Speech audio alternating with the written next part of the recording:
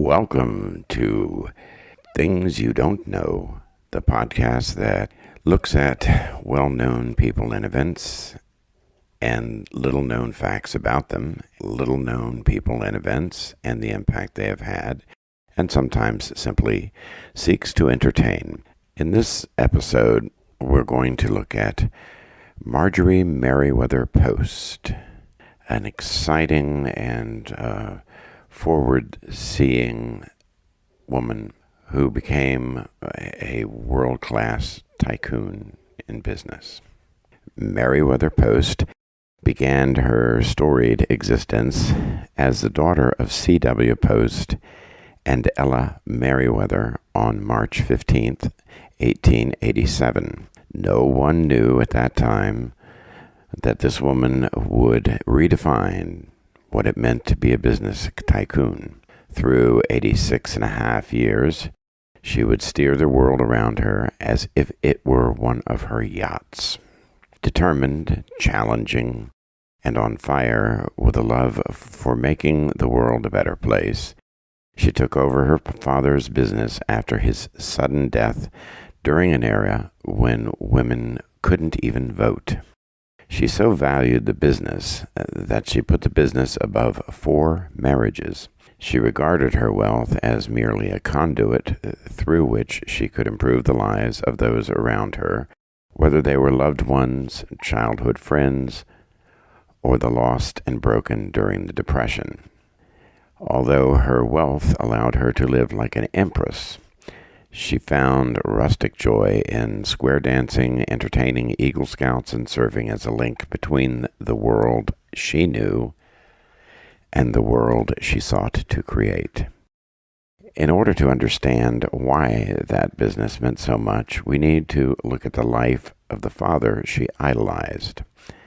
What agony did he suffer?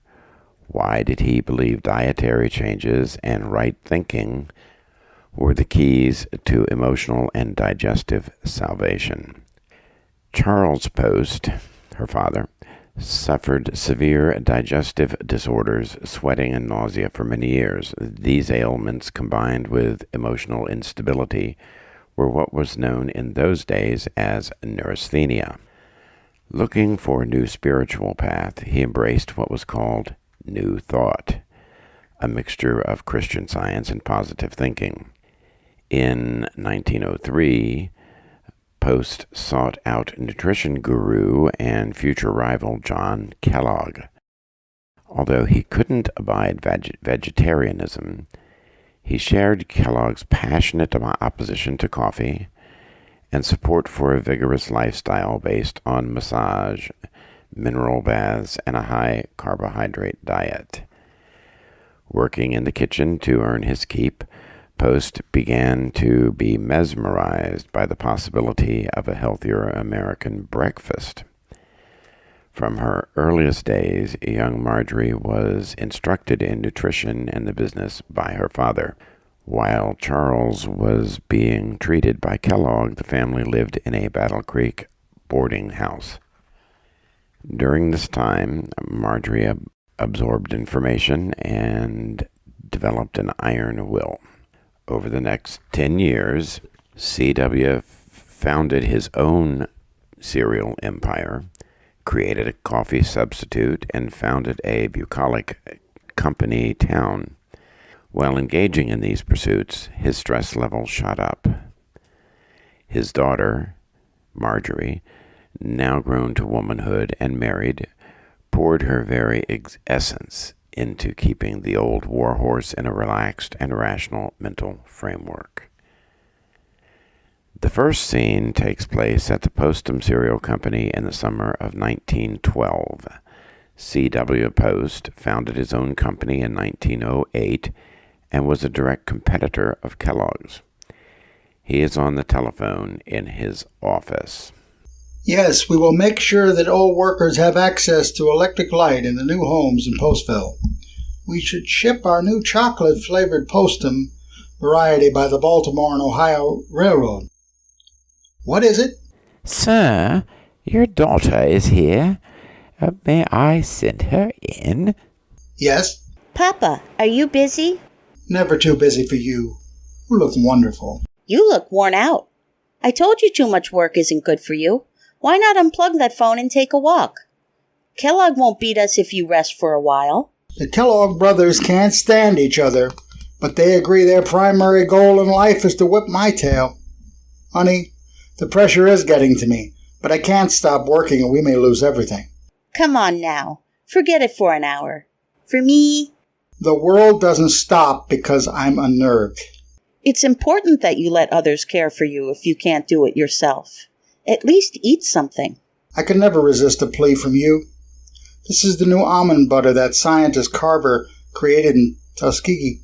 Pretty tasty. That's it. Always remember, a sound body in a sound mind. Since you took my advice, I have a treat for you. I spoke to the Morgan Trust. You spoke to the board? Like fun, I wrangled an audience with JP himself. That old buzzard talked to you?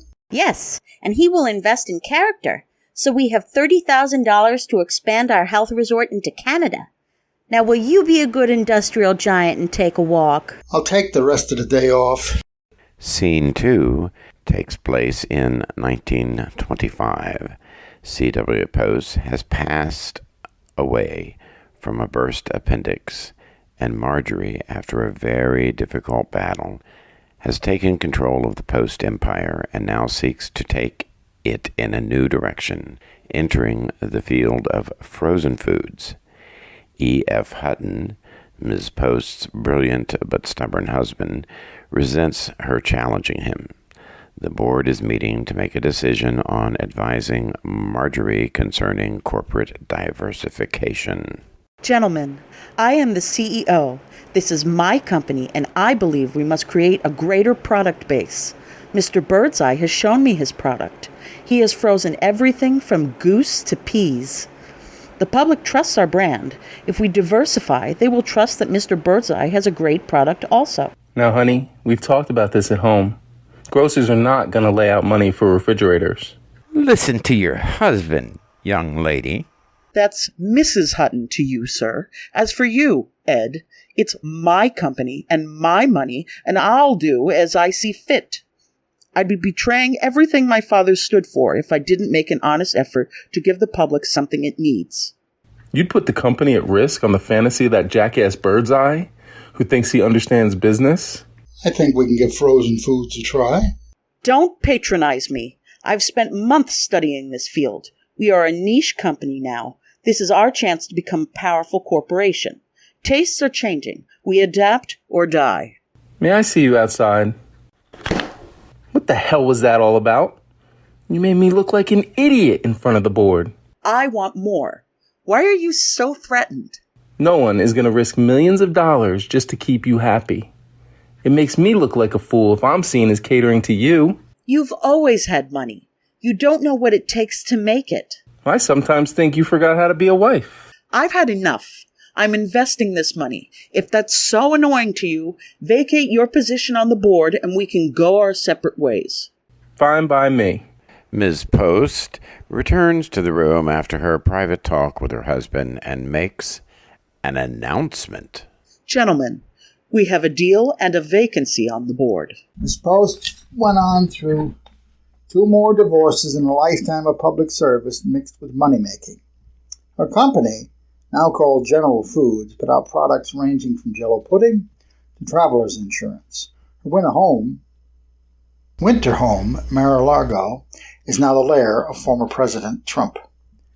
In 1971, in one of her last major public events, she held a 3-day gathering for young Eagle Scouts and young women who had earned the Gold Award, the Girl Scout equivalent. Welcome, my young friends.